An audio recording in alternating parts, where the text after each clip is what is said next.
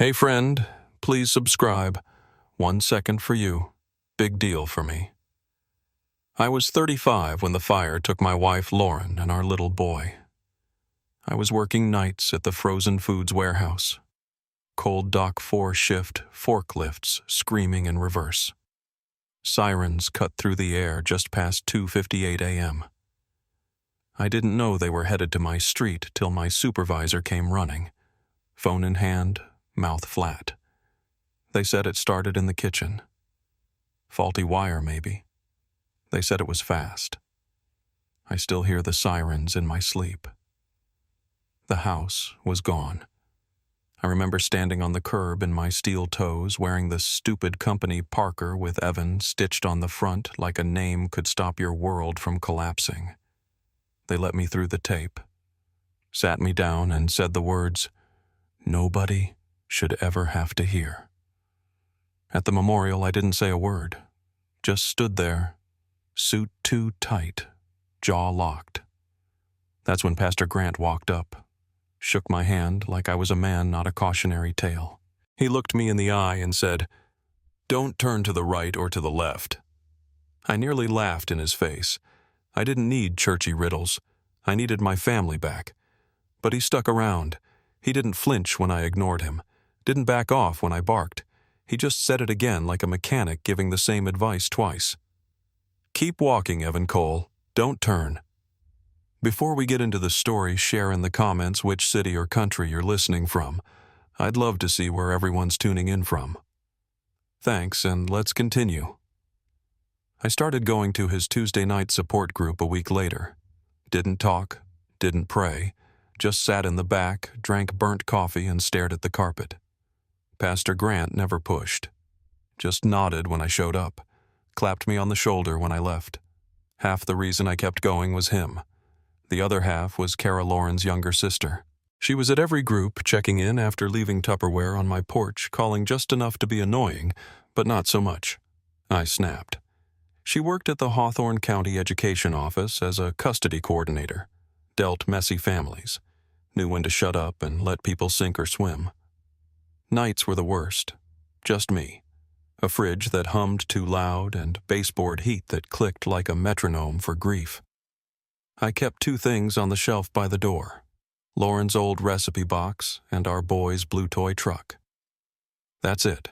Everything else could rot. Pastor Grant started me off simple breathing exercises, journaling some first aid refreshers I'd learned years ago on the job. Small wins beat big speeches, he said. That one stuck better than the Bible verses. Trent, my shift supervisor, didn't fire me even though I missed a full week after the fire, kept me on the overnight dock. "You're steady," he said. I wasn't, but I said thanks anyway and made sure I showed up even when grief knocked the wind out of my ribs. First Sunday in March, I decided to show up at church, sit in the back, and count how many times Pastor Grant said hope. I made it to 6 before he hit me with Deuteronomy. Voice sharp, eyes locked forward. "Do not turn to the right or to the left." After service, he caught me in the aisle.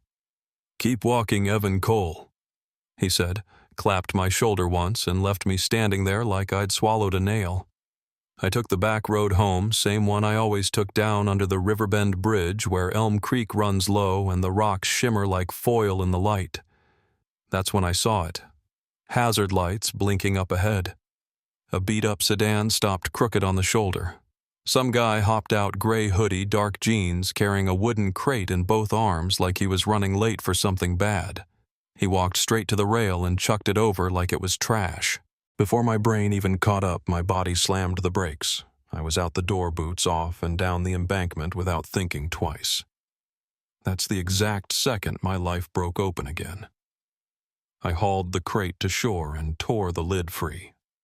A newborn, blue-lipped and quiet, but breathing. I called 911 and told dispatch what I'd seen.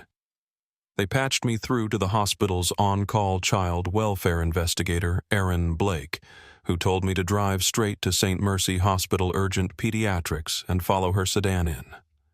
I followed Aaron's taillights through town, white-knuckling the wheel like it might break free. The baby was tucked inside my flannel shirt, his cheek against my chest, breath warm but shallow. Every bump in the road made me flinch. I kept one hand on the wheel, the other cupped around his back like I could hold him together with body heat alone. The St. Mercy Hospital urgent pediatrics entrance lit up the side of the building like a gas station. Harsh buzzing too bright. Erin didn't wait. She flagged a nurse who opened my door and reached in with practiced calm like she'd done this 100 times. The nurse's fingers moved, quick checked his pulse eyes scanning. Then she said, "Follow me in. They'll get you both warm." Inside, nurses moved fast. A woman in purple scrubs took him from my chest, wrapped him in fresh blankets, and disappeared behind double doors. I stood there soaked to the thighs, shirt half open, heart pounding like I just survived a wreck. One nurse handed me a dry towel and pointed toward a chair. "Sit. You look like you're going to pass out." "I'm fine," I muttered, but my legs disagreed. I sat. Erin came back with a clipboard. "We'll need an initial account from you. Just facts for now." I nodded and gave her everything. Where I was, what I saw, how I reacted. She wrote fast, but didn't interrupt. When I finished, she looked up and said, "We'll do intake under John Doe, but if he makes it through tonight, he'll need a name." That hit harder than I expected. I looked down at the shirt still clinging to my arms, wet with river water and body heat. "We don't know his name. We don't know anything," she said. The nurse reappeared. "He's stable," she said. "Vitals are holding. No obvious injuries. Doc thinks he's less than a day old." I leaned forward, elbows on knees, and let the air out of my lungs. One full breath. Just one. Erin Blake touched my shoulder. "I'm going to call the child welfare line and report the safe surrender. It's technically an abandonment, but he's alive. That matters most right now." A few minutes later, I was allowed back into the pediatric room. The baby was in a bassinet under a warmer wrapped like a burrito. His skin had more color now, like milk and peaches. Tiny, sharp chin lips moving in his sleep like he was dreaming already. I reached in and touched his hand. He gripped my finger like a reflex, tight, stubborn, like he wasn't letting go. The nurse smiled. "That's a good sign." I said, "Hey, bud," without meaning to. The word caught in my throat like a tack. I stepped back before I lost it. Erin came in behind me. "This is going to move fast. Hawthorne County DCF is opening a file now. Until we identify next of kin, we're going to need a temporary caregiver." "Foster?" I asked. "Short-term, just a safe place until we know who he belongs to. Could be hours, could be days." Before I could answer, my phone buzzed. "Kara." I stepped into the hall and picked up. "He's okay," I said. "They've got him on monitors and heaters and whatever else." "What do you need?" "I don't know. I'm at Pastor Grant's still. Want me to meet you there when you're done?" I paused. Yeah, that's good." Back in the room, Erin said, "We'll transfer him to Hawthorne County DCF once we've got a spot. For now, if you're willing, I'd rather not separate him twice in one night." "What does that mean?" I asked. "It means you take him home tonight. Paperwork in the morning. We'll set up temporary care then. I don't have diapers. I don't have formula. I don't know what he eats. He doesn't. He drinks every 2 hours and screams when he doesn't." "I'll send supplies." My head spun. I stared at the little bundle in the bassinet, one socked foot sticking out. The Barrett they'd removed from the umbilical cord was sitting in a plastic evidence bag on the counter, pink, with a tiny white daisy on it. "Okay," I said. "I'll take him tonight." Erin handed me a form. "Sign here, here, and here. We'll file the rest in the morning." "What do we call him?" I thought about the box, the bridge, the way he cried right when I reached in. Noah came to mind. Straight out of Luke 15, lost and found. "Noah," I said. She wrote it down without comment. "Noah." "It is." They wheeled us out to the truck 20 minutes later. The nurse showed me how to buckle the infant seat they'd loaned me, double-checking every latch like a flight crew. Noah stayed quiet until we hit the parking lot floodlights. Then he wailed like he remembered where he came from. I whispered, "We're not going back there, bud." And he settled. I drove straight to the church lot. Kara slid into the front passenger seat with her coat off and hands ready. She didn't say a word, just took Noah in her arms and held him close. "He's tiny," she said, "but alert." Pastor Grant came out with a fleece blanket and a look that made me feel like I hadn't completely lost my mind. He placed a hand on my shoulder and said, "You're not alone." I wanted to believe him, but it still felt like I was free falling through air. I couldn't breathe. 15 minutes later, headlights pulled in. Erin Blake stepped out holding her clipboard like a sword. She checked Noah's vitals again, asked 100 questions about my house job, food, heat, and emergency contacts. Then she said, "Follow me home. We'll drop supplies and prep your space." I nodded. I didn't think. I didn't plan. I just drove behind her like I wasn't the same man who'd gone under a bridge an hour ago. But I wasn't the same man. That much was already true. Noah was asleep when we returned later for formal intake at the clinic. The nurse round glasses, no patience, pulled back the blanket like it was a curtain and said, 6-5-0Z. Umbilical still soft. He was born this morning or last night, no later. Her hands were steady. Mine weren't. The doctor, gray hair, quiet voice ran through a short list of tests. No signs of trauma. Vitals are strong. He's cold stressed, but he'll bounce back. No prenatal care. Best we can tell. Someone hid this pregnancy. Erin stood in the doorway with her arms crossed, and that look she wears when she's lining up facts in her head. She asked the nurse to list the preliminary findings twice, then nodded and said to me, "If you're willing, I'd like to list you as a temporary caregiver, emergency placement kinship-like." I blinked. Kinship-like. She flipped a folder open. "You're not blood, but you found him. You've got ties to his mother's family, even if distant. It lets us keep him out of shelter care while we figure out the next step." "Yeah," I said, mouth moving before my brain caught up. "Yes, I'll take him."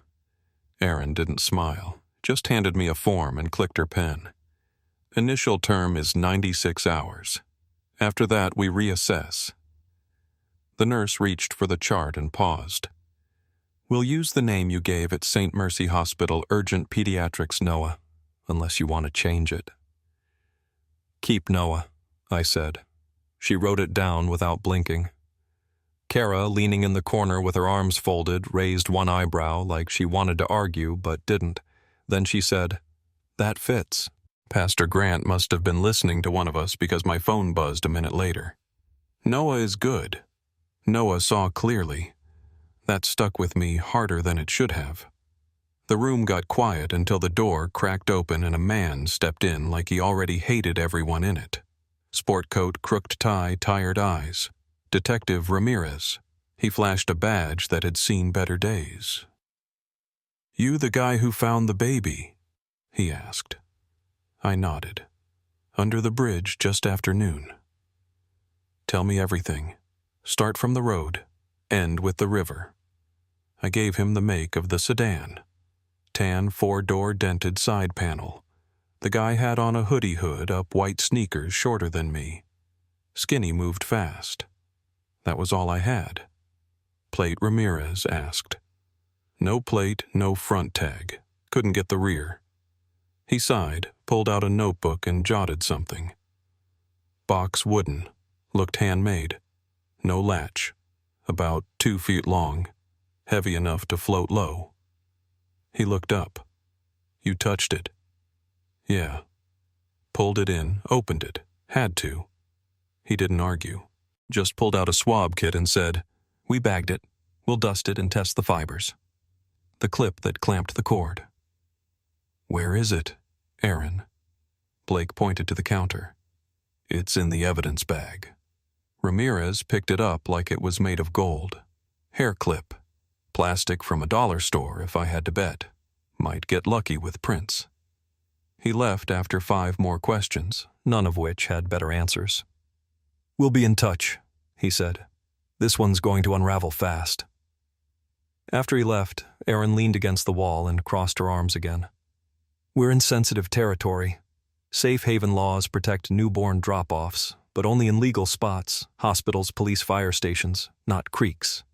I didn't say anything. I didn't have to. She looked at me straight. "This can get messy. If family shows up, we'll need to verify rights. If they don't, it's a custody maze. Don't take him anywhere without telling me first." "Understood." She handed me the last form. "Sign here for 96 hours of foster placement. This keeps him in your care while we investigate." My hand shook. I still signed. I left the clinic with a borrowed car seat, a plastic bag full of baby supplies, and my shirt still wet under the jacket. Noah was bundled tight, face turned toward the ceiling of my truck like he was watching the sky. I'd barely clicked the seatbelt when my phone rang. "Trent, you making it in tonight?" he asked. "No," I said, "I'm taking care of something." I hesitated. "I found a baby. He's with me." Silence on the line. Then, "What the hell does that mean?" "It means I'm not just covering freight tonight." He let out a long breath. "Family comes first," Trent said eventually. "I'll juggle the line, but don't make a habit of miracles on truck nights, okay?" I promised him I wouldn't. Didn't say what I already knew. The ride home was dead quiet.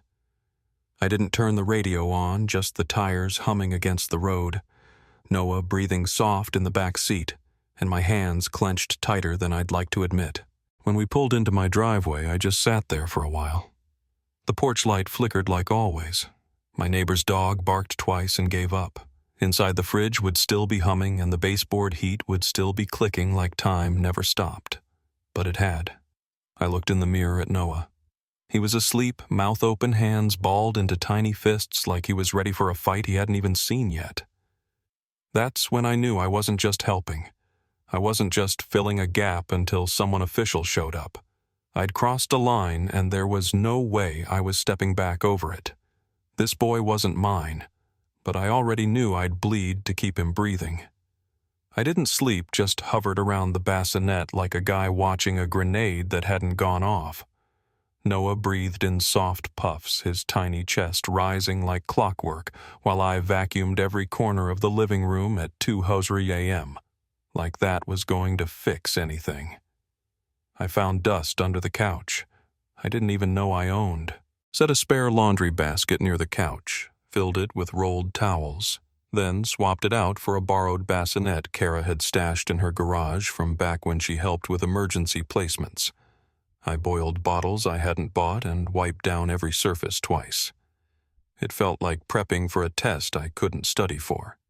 By 6:35 sharp, Kara was at the door holding 2 coffees, a pack of diapers, and the exact face I expected. Raised eyebrows, tired eyes, and a smirk that said, "You're in over your head."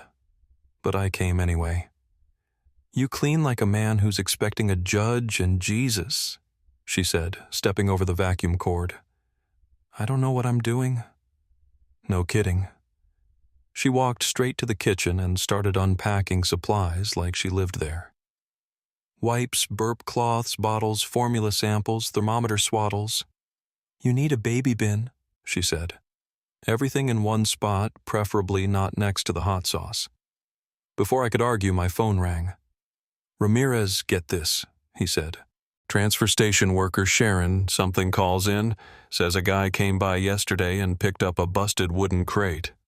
Said it was too solid to toss." My mouth went dry. "Same kind of box." She swears it's the same one. Says she remembers the paint stains. Ratty ball cap, black hoodie, beat-up sedan with a temp tag hanging off the back. Says the guy runs what he calls rental deals out of his car trunk. "What's the name Tyler Nash? You heard of him, I hadn't, but Kara had." She mouthed, mortgage flipper eyes sharp. Ramirez went on. "Claims he's a consultant, but he's got no license. 3 complaints, 2 evictions. Has an Instagram that makes him look like he's killing it, but he owes half the county back rent. That box came from his garage, almost definitely. You find out how he got the baby. We're working that angle now. Found a cell phone near the bridge pull-off. Belongs to a student, Maya Foster, 21. 2 semesters at the Valley Community College. Dropped out last year. The name Foster punched me in the chest. Related to Lauren Cara, froze, hand still in the diaper bag. Ramirez continued. Possibly. We're tracking it. Listen to this. An ER doc from the next county logged a call at 3:06 a.m. from a woman asking what to do if a newborn won't cry. The call dropped before she gave a name. They couldn't trace it until we brought the phone in. My gut twisted. You think she delivered alone? Looks that way. Somewhere off campus. No prenatal, no help, no nothing. Coroner just called Aaron Blake. Maya was found deceased this morning. Complications from labor. Apartment manager found her. I closed my eyes. She called for help. Yeah. And no one came fast enough. He hung up. I stood there with my phone pressed to my ear like it was still ringing. Cara didn't speak until I looked at her. Foster? She asked. Same family name. That can't be a coincidence. Aaron's gonna have to verify it. But if it's real, then Noah's not just a foundling. He's family. That's when Pastor Grant called and gave me the number for Patrick Dalton, local family law guy from church. No frills tight schedule knew his statutes backward. Stay tidy, Dalton said over speaker. Don't lie, don't dodge. Document everything. If the grandparents exist, we get to them first. Erin came by within the hour. She'd already started the putative father registry search and filed a request for public notice. We do this now, she said. Not when it's a mess. She sat at my kitchen table, spread out her files, and handed me a short printout. Birth alert match. Maya Foster, 21, from Maple Ridge. Parents listed Helen and Walter Foster. No cell numbers, just a landline. They still in Maple Ridge? I asked. Last known. Walter drives an old diesel Ford. Helen's on church rosters. Not much else. Cara set her coffee down. They don't know she's dead yet, not unless the coroners called them. Aaron said, We're checking timelines. I glanced over at Noah, sleeping like nothing had cracked in the world around him. Aaron laid out the next steps like a checklist. Verify maternity through DNA test for paternity. If any male steps forward, notify the maternal grandparents and offer supervised contact if they request it. It'll all be court documented, she said. And we protect Noah first, no matter what. He stays here for now, I asked. Unless something drastic changes, yes. Noah woke right then, like he'd timed it. Small yawn, tiny fists, eyes blinking against the morning light.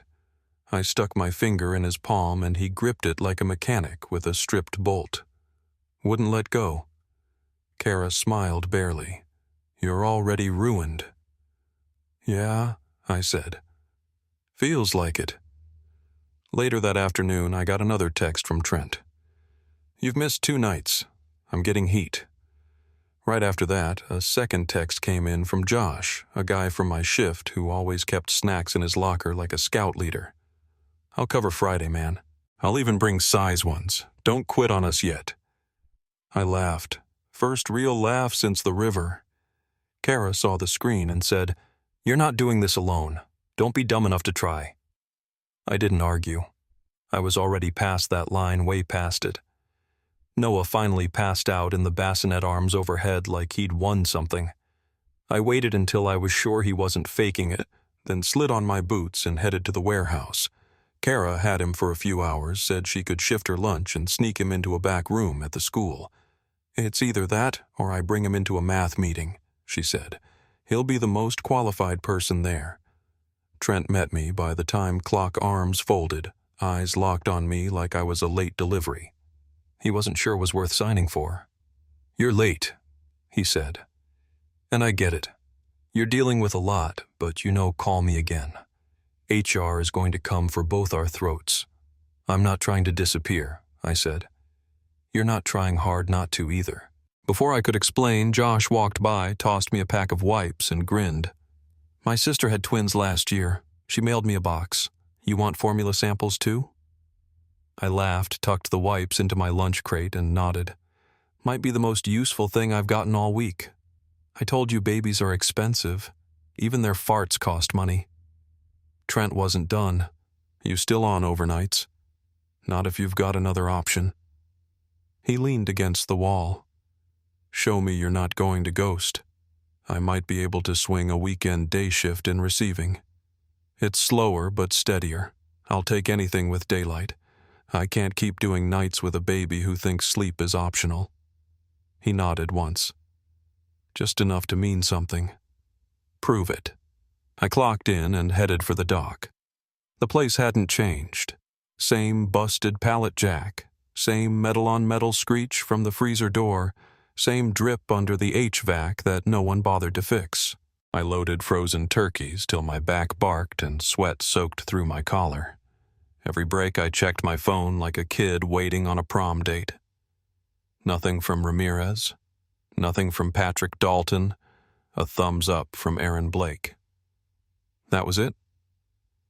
After my shift, I swung by the school and picked up Noah from Kara.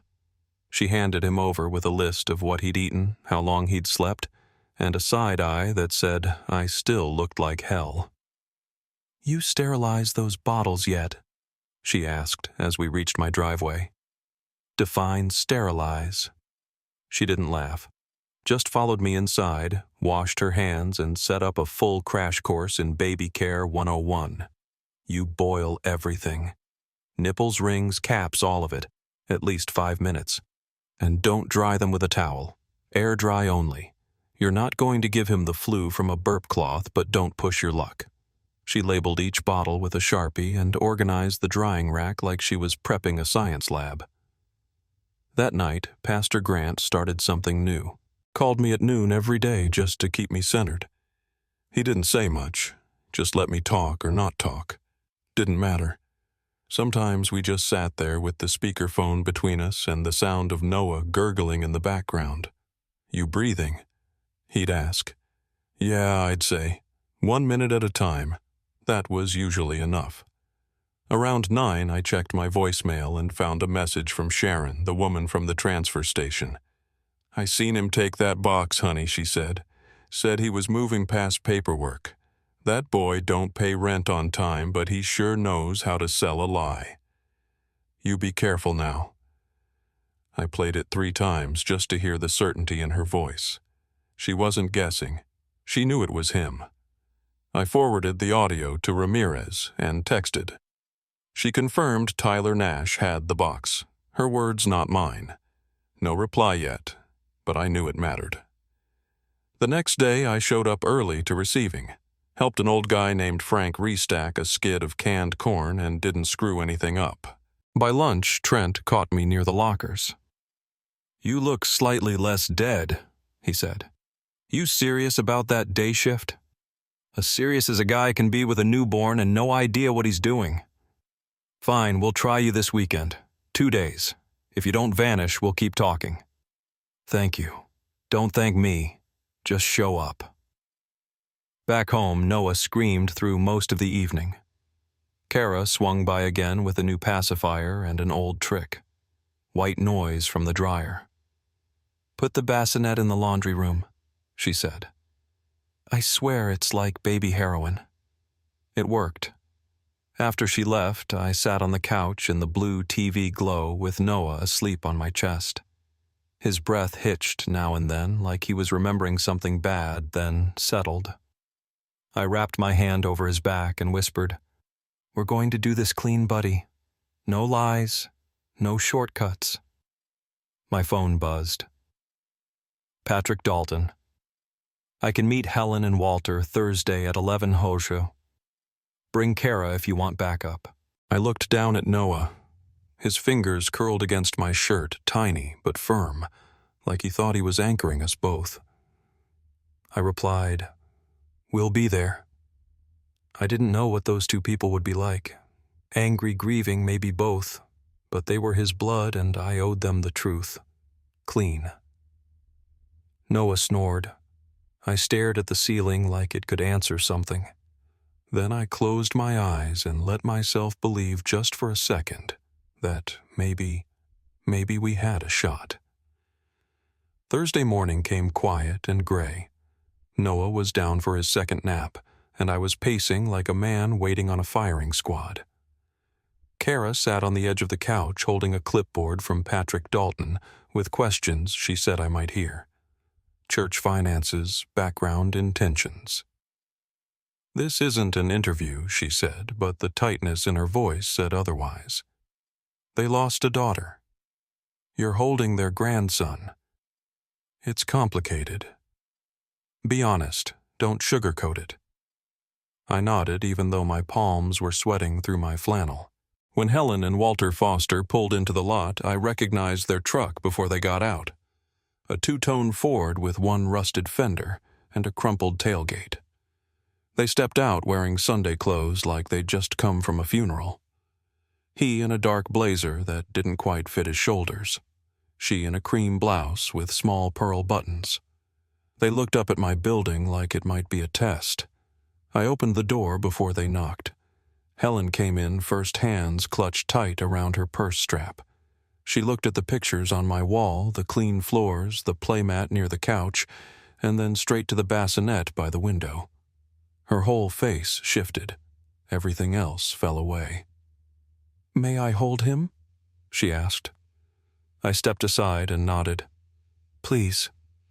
She walked over like her legs might give out, bent down, and scooped Noah into her arms. The second her cheek touched his little hat, she broke. "He smells like soap," she whispered, rocking side to side. Our Maya used to smell like peaches even after the playground. Walter didn't sit. He moved straight to the window and stared out at the parking lot like he was still trying to find something he missed. After a long stretch of silence, he said, "We missed something. I don't know what, but we did." Then he didn't say anything else for a while. Patrick Dalton kept things from unraveling. He greeted them both with respect, shook hands, checked their IDs, and reviewed the basic structure. Emergency guardianship path to adoption, open contact. You'd remain part of his life, he explained. You'd be on record as his maternal family. This isn't a closed door. It's a shared one. Helen nodded, eyes never leaving Noah. "We're not here to fight." "I appreciate that." I said, voice rougher than I wanted, but I need to say something before we go any further. Kara's hand brushed my shoulder, steadying. I looked straight at them and didn't soften it. "Your daughter delivered him alone. We think in an apartment maybe that same night. She called for help but never got to give her name. Tyler Nash had a box she'd used. Wooden, no latch. He dumped it in Elm Creek under the Riverbend Bridge. I saw him do it. I went in after." Helen blinked like she was absorbing a punch. Walter finally turned from the window. His eyes were glassy but dry. She was supposed to be at her cousin's this semester. He said she was taking a break. We didn't know it was permanent. She didn't want you to see her like that, Kara said softly. "I would have taken her home," Helen said. "I would have forgiven whatever she was afraid of." I nodded. I believe that. We sat in silence for a moment. Just the small room and the weight of what couldn't be undone. Helen cleared her throat. "Do you take him to church?" "Yes," I said. "With Pastor Grant." He's the one who kept me steady after the fire." She gave a soft, relieved nod, like that settled something inside her. Walter stepped closer. "What about money? You working?" I answered without flinching. "I work and receiving. Switch to days. It's tight, but I've got help. I've got people. And when people aren't enough, I'll work more." He looked at me long and steady, then gave the smallest nod. Helen leaned down, kissed Noah's cheek, and looked up. "Don't lock us out. That's our only ask. Let him know where he came from. Let us see him. No court fights. No sneaking around." I held her gaze. I'll never lie to him. You have my word. She extended her hand. I took it. Hers was cold and shaking, but she didn't let go fast. Kara, still seated beside me, let out a slow breath. You'll do right by him. Patrick Dalton got the documents signed. First emergency consent, then agreement to pursue adoption with open contact. Helen and Walter added notes about visits' preferred days, and even mentioned they'd like to bring a photo album when Noah was older. Aaron Blake showed up that afternoon to review the paperwork. She was calm, all business, but when she saw the signatures from Helen and Walter, her face softened. This makes the next phase smoother, she said. Supervised visits at the Hawthorne County DCF office. No surprises, no drama. That Sunday, Pastor Grant baptized Noah. It was a short ceremony, just a basin of warm water, 2 folding chairs, and a handful of people who knew how far we'd come. Pastor Grant said the words plain and steady. We named this child Noah Evan Cole Foster, son, by blood and by love. I held him through the whole thing. He barely stirred, just blinked up at me like he already understood this wasn't just a ritual. It was a marker, a turn in the road. We gave him his mother's family name, Foster, and I gave him mine as his middle. For the first time in a long time, my chest didn't feel hollow. It felt full, like air belonged there again. The envelope came folded in half, shoved through the crack in my mailbox like a junk flyer. No return address, no name, just block letters on cheap paper. Pay $5, $400 by Friday, or the story of your river baby goes public. Below that, a Cash App handle I didn't recognize, and a tone that oozed cocky like it belonged to someone who thought he was 10 steps ahead. I stood on the porch with Noah strapped to my chest and the carrier, the paper shaking in my hand. He burped against my shirt and let out a small hiccup. The smell of formula and baby soap clung to me like armor. I folded the letter again and walked inside without a word. Patrick Dalton saw it an hour later and didn't blink. Don't pay. Document everything. You pay once he owns you. We build a box he can't climb out of. I scanned the letter and sent it to him and Aaron Blake both. She replied 5 minutes later. Noted. Keep envelope. We'll match handwriting if needed. Detective Ramirez was even less surprised. Tyler Nash is a parasite, he said over the phone. Suspended license fake brokerage website. 3 checks bounced last week. Guys hustling everything but truth. You think he'll stop? Parasites don't rest, Evan. They squirm until you pin them. That was on a Tuesday. By Thursday, Tyler decided to make it personal. I was walking Noah under the bridge near dusk, same one I pulled him from when I spotted movement behind one of the concrete supports. I stopped, adjusted Noah's carrier, and squared my shoulders. Tyler stepped out like he was trying to look casual, hands shoved deep in his hoodie pockets, hair greasy and hat turned backward like he was 15. You raise my son, he said. You pay rent. I didn't answer, just kept one hand resting on the carrier strap. He smirked. Come on, man. You think courts care about creek details? That kid's blood ain't yours? That's leverage. Then, like fate, had a wicked sense of humor.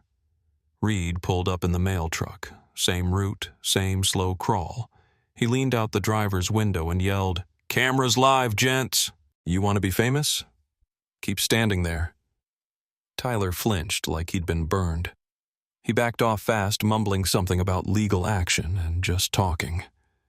I watched him walk toward his beat-up sedan temp tag still flapping in the wind and didn't move until his taillights disappeared. That night, Kara came over with groceries and a cardboard box full of baby-proofing gear. You got a plan if this gets uglier? She asked, setting cans in the pantry like she owned the space. Patrick Dalton has it. Ramirez is watching him. She shut the cabinet door harder than necessary. That's not what I asked. I turned. What are you asking then? She didn't blink.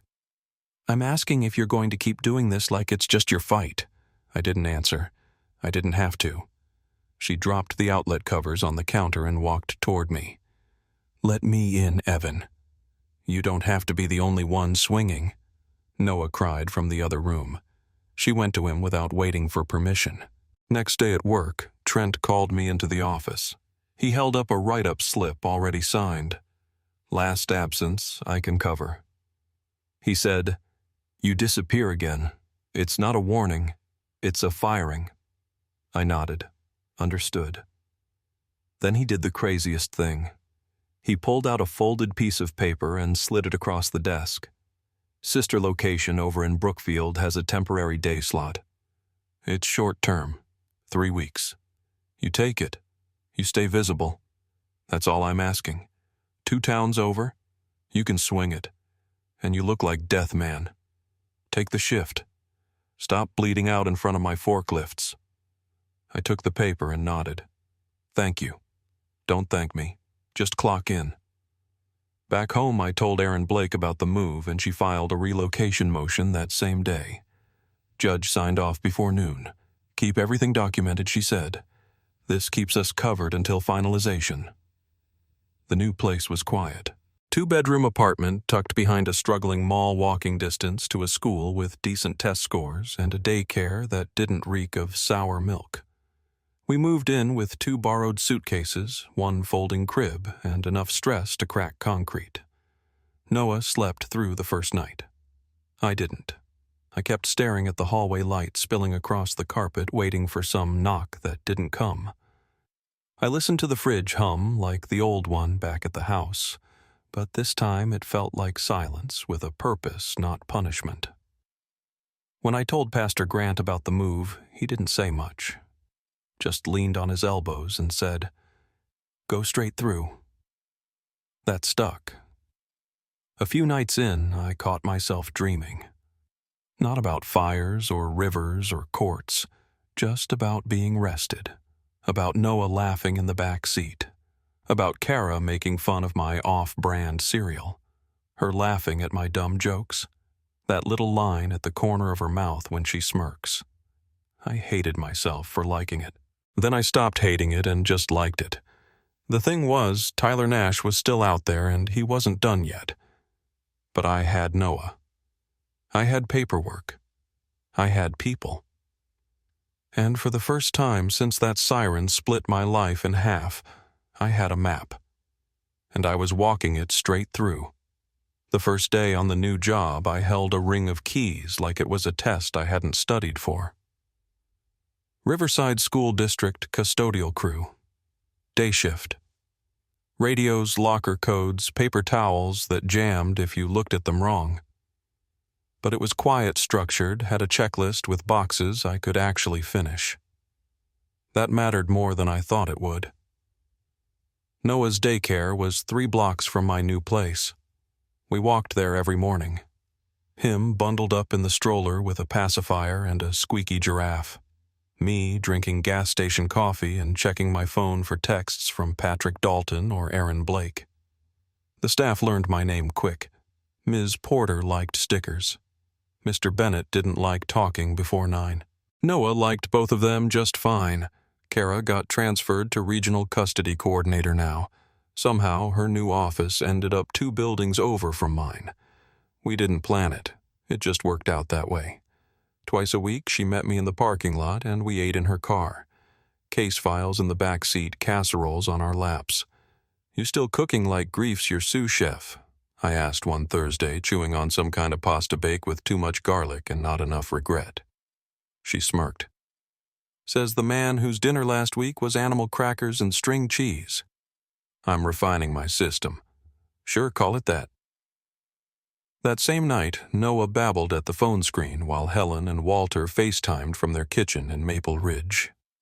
He clapped when Helen sang him a lullaby. When Walter leaned in to say goodbye, Noah kissed the screen and drooled all over the camera lens. The putative father registry search came back empty the next week. Erin Blake sent the update with a short note. No claims filed. Publication notice ran for 28 days. No response. Parental rights cleared, with Maya confirmed deceased and no father stepping forward. Guardianship had nowhere left to go but final. Erin looked less tired than she had in spring. Still wore the same no-nonsense flats and carried a bag full of folders, but now she smiled more when she handed them out. "Finalization set for late October," she said after a Thursday drop by. "Judge is one of the good ones. Should go smooth if Tyler Nash doesn't pop up again." I didn't say anything, just nodded and made sure the paperwork was scanned, backed up, and locked in the fireproof box under my bed. Tyler, of course, couldn't keep his head down. Sharon called me again. "Second time in 2 months. Thought you should know," she said. "That Tyler kid tried to sell a rent-to-own deal to my nephew, used a fake notary stamp and everything. I told him, 'Boy, don't you hand that man a dime.' I passed it straight to Ramirez, who called it pattern evidence and added it to the growing pile. Then Patrick Dalton called me one morning while I was wiping gum off a lunch table. "You're not going to like this," he said. Tyler filed a nuisance claim in small claims court. He's calling it parental access fees, wants compensation for being cut out of potential custody. What he's fishing for settlement money. The good news is, the judge tossed it. No standing. But I want you to keep your head on straight. He's not playing fair. That night I sat on the floor next to Noah's crib and watched him sleep. His hand twitched like he was still fighting off something in a dream. I tucked his blanket under his shoulder and whispered, "We're still okay, no matter what comes next." Pastor Grant kept up his calls. Short, steady, no speeches. He asked how I was eating, if I was sleeping, if I was telling Noah we were okay. "I do," I said. "Every night." "Good.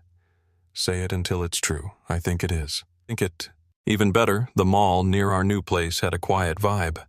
Half the shops closed old linoleum floors that echoed when you walked too fast. One evening I parked outside the grocery entrance and went in for formula. The security guard at the door, guy named Reed Big Arms, slow voice, flagged me down. "You drive a silver Tacoma, right?" he asked. "Yeah." He leaned in like he was sharing gossip. "We pulled footage last week. Same sedan tailing your truck 2 times.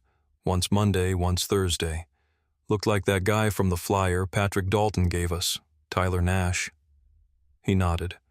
"Didn't come in the store, just circled, stayed back, but it's on camera. We sent it to the county. I called Detective Ramirez that night. He didn't even sound surprised. We've got a folder with his name on it, and it's fat. Don't confront him. Don't react. Let us build it." I tried, but it stayed in my chest like static. Kara came by after Noah was down, dropped off laundry detergent and a new bottle warmer. We went for a walk around the block, quiet, humid, just the buzz of streetlights and crickets. Halfway through, she reached for my hand. I hesitated, not because I didn't want to hold it, but because I wasn't sure I deserved it. She didn't let go. "Feels wrong," I said after a minute. "Only for the first 5 minutes," she said. "Then it just feels like sunlight." She was right. The third letter showed up on a Tuesday. Same cheap envelope, same blocky print. But this time the number was bigger and the threat was louder. $8, $600. Friday, no cops. Cash. Meet me at the old warehouse. You know the one. I did know it. The place I used to load pallets before Noah showed up in my life. I read the letter twice and then handed it to Patrick Dalton without a word. He skimmed it, snorted, and said, "He's getting sloppy." Good. We picked the spot, not him. We chose the Harper Avenue wholesale lot. 4 solid CCTV angles. One night guard who loved rules like most men. Loved bourbon. Big fences. Even bigger lighting. You could see every square foot like it was a football field. Trent heard about the setup and offered more than just advice. "You want backup?" he asked. "I've got 2 guys off shift, Josh and Andre. They're loud, loyal, and own folding chairs. We'll make it look like they're shopping for a used couch." I nodded. "I'll take them. Good. Tyler Nash deserves a front row seat to his own screw-up." Detective Ramirez came by to wire me. It was a little button cam, nothing fancy, clipped to the center of my shirt. "He'll talk," Detective Ramirez muttered while he tested the mic. "Guys like him always think they're smarter than the room." We did a full dry run with Josh and Andre posted by the loading ramp drinking vending machine sodas like they had nowhere else to be. Trent stayed nearby in case something went sideways. Kara parked my truck in the far end of the lot and sat inside with Noah asleep in the car seat. She had a burner phone with only 2 numbers, Patrick Dalton and Pastor Grant. Her hand shook a little on the dial pad, but she didn't move from her seat. "You don't have to be here," I told her. She didn't blink. "I'm already in this. We finish it." 10 minutes past the meet time. Tyler Nash rolled in with that lazy arrogance he wore like cologne. Beat-up Camry. Blazer 2 sizes too big. Hair slicked back with effort and not results. His eyes danced as he got out like he was already imagining the payoff. "Man," he said, grinning like we were old college buddies. "I knew you'd show. You're responsible. Guys like you always want to tie things up neat." I said nothing, just stood where the cameras could see me and let him talk. "You raise my son." "Cool. But I need something out of this. Paperwork's easy. I could file tomorrow. Say I'm the father. Nobody'd check." I kept my jaw tight. He was looking for a reaction. Then he said it.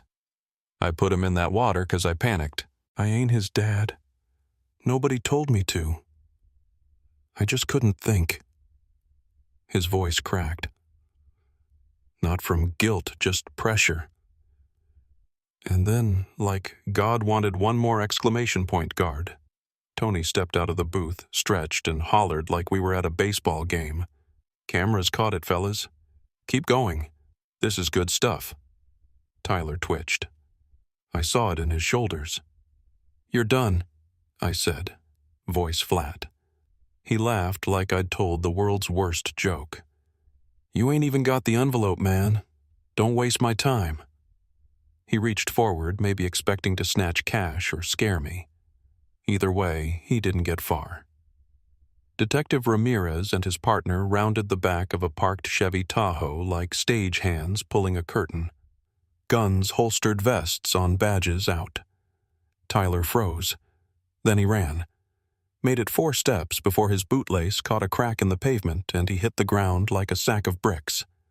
Flat on his face, both hands out. The sound echoed across the lot like a dropped pallet. They were on him in seconds. "You're under arrest for extortion, attempted fraud, and statements related to endangerment of a minor." Ramirez read off voice calm practiced. "You have the right to remain silent." Tyler kept squirming until Josh stepped up arms crossed and muttered, "That's what panic really looks like." I didn't say anything. Didn't need to.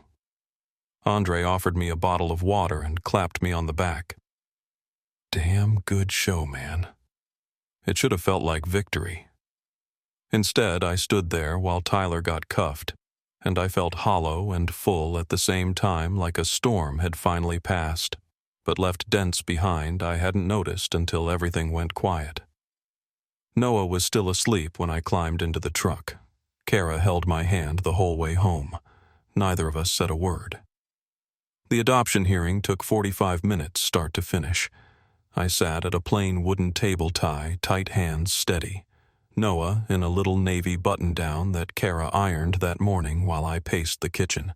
Judge Whitaker, mid-60s, glasses, low voice like gravel, asked me why I wanted to be this boy's father. I said, "Because I already am." He looked at me for a long second, then wrote something on the paper in front of him and said, "Let's make it official." Helen gasped behind me and Walter put a hand on her back. They were crying, smiling, holding each other like they just watched something bloom and break at the same time. After the hearing, they insisted on taking us to a diner down the street. Noah mashed eggs into his hair. The check came to $32, and Walter slapped his card on the table before I could even reach for mine.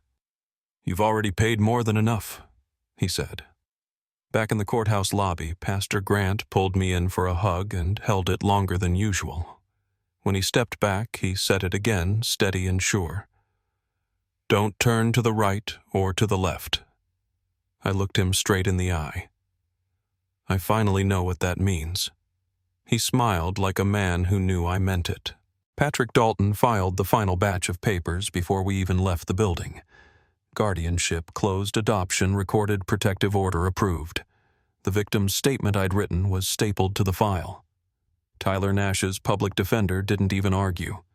He just stared at the CCTV stills of Tyler running his mouth in the Harper Avenue wholesale lot and shook his head like he wanted to be anywhere else. That afternoon, Aaron Blake showed up at the apartment with a stuffed fox in one hand and a folder in the other. She set Noah on the rug and watched him crawl toward the toy like he'd been waiting for it his whole life. "This," she said, sitting down on the floor in her work shoes, "is the part of my job I like."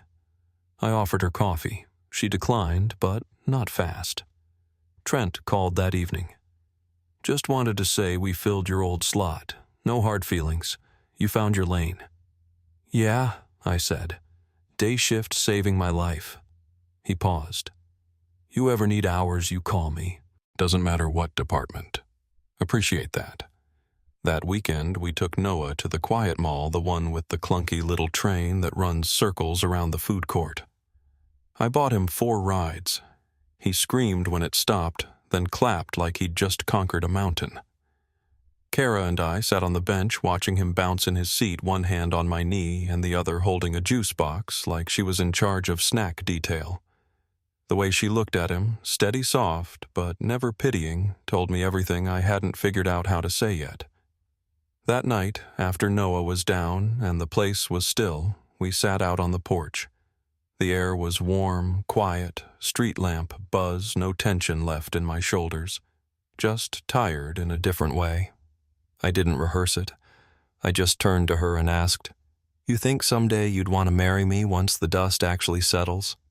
She didn't flinch, just tilted her head like she was hearing the rest of a sentence I'd already started. "Someday sounds right," she said. I looked up at the dark stars barely visible through the haze, thought about the river, the crate, that tiny hand that grabbed my shirt like it knew something I didn't. I thought about Lauren, not in grief, not in guilt, just in gratitude. I could feel her love clear as a bell, and for the first time it didn't pull me backward. I'm older now, telling you this like a long story over coffee. Maybe you're sitting somewhere warm, maybe rocking a baby of your own, but the ending is simple. Noah sleeps. We keep watch. And I walk a straight line. No right, no left, all the way through. What would you have done if you'd found that box under the bridge, walked away, or stepped in like Evan did? If this story hit you, leave a comment. Share your thoughts or just say you liked it. It really helps the channel grow. And don't forget to like and subscribe. It's only one click for you, but it means the world to us. YouTube picked this for you. Tap it. Let's see if they guessed right.